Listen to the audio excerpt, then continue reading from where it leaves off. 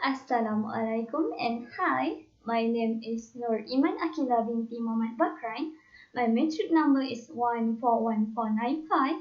I'm a student of subject PGT 201E, Instructional Technology Practices.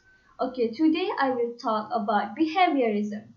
Okay, what is behaviorism?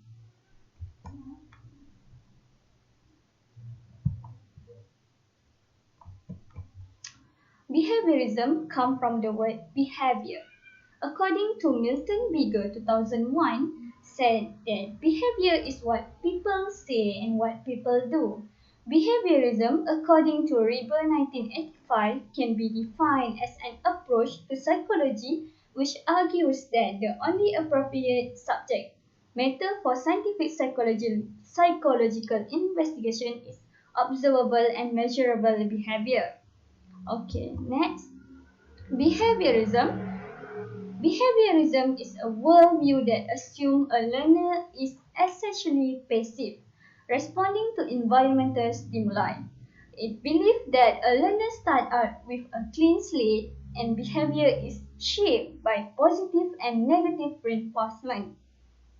Okay, positive reinforcement can increase the possibility of an event to happening again. As we, a human, when we get a good word, a kind word, we can encourage to do it again to get a kind word from someone. Okay, from the negative reinforcement, negative reinforcement can decrease the possibility of an event to do not happening again, such as punishment or penalty that we get from effect from our bad behavior. Okay, next. B.F. Skinner. B.F. Skinner is popular about studies of rates. Skinner developed behavioral studies of rates that automatically reward behavior. It is called as operant conditioning. Edward Thorndike. Edward Thorndike said that learning theory that lead to the development of operant conditioning behaviorism involve from the consequence of our behavior. Ivan Pavlov is known for using dogs for behavioral tests. He used a bell to teach the dogs to know that food was gift, and it resulted in the dogs salivate while waiting for the food. It is known as classical conditioning.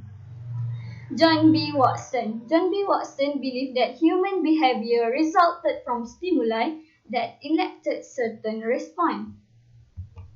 Okay, behaviorism applying in classroom. Okay, first we have to set an objective and then give weekly quizzes and tests. And then the teacher use positive or negative reinforcement and also encourage the student to do the quiz and the test. And then the teacher give a reward to the student that get a good result in quiz and the test to encourage them to do it again and get the best result again. And the punishment for a student that showing a bad behavior, which is did not do the quiz or a test.